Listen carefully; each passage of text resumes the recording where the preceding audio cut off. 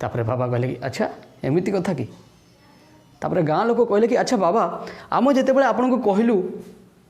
कि ये छुआर बापा आपण गोटे एमती साधु बाबा होगी गोटे भूल कम केमी कले आप प्रतिवाद कले ना कहीं आप कम से कम एति तो कहीपरि था जे मुझे भूल करनी ये छुआ मोर नुहे। तापर साधु बाबा कहले कि मु मो लाइफ रे जहाँ भी काम करे किए प्रशंसा करिबो बोली केबे करेनी किंबा किए निंदा करिबो बोली कि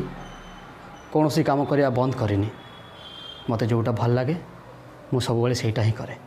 हाँ सांग मैंने आपण मैंने भी ठीक सेमती आपण जीवन में सही काम ही करूँ जहाँ आपन को भल लगुच किए भल कह किए खराब कह दुनिया कथा भूली जातु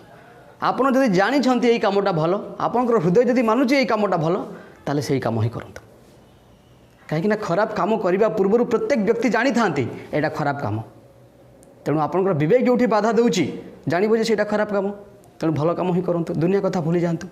कहीं आप जो कथापी निजक निजे रोक लगाइबे ए कमटा करी ना बोलिकी आपण मन भितर सब से भाया फिलिंग्स ही आसो। आमर शिक्षा देवार शैली भी से भाया गोटे छोट पिला को कह कि एट झील मान को खराब नजर देखो ना सी आग जा रिसर्च कर खराब नजर कौन तापर खराब नजर कौन खराब नजर झील मान को देखा जाए जाना सी झील मान को खराब नजर ही देख आम एमती कहीं शिक्षा देने कि एट झील मैंने होती मातृतुल्या पूज्यास्पद देवी सामान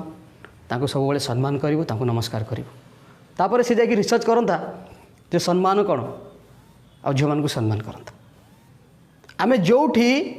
खराब नजर देखापी मना कले से ही से खराब नजर देखिले तेणु आमर शिक्षा देवार शैली जब चेंज करा अनेक जिनस चेंज भी हो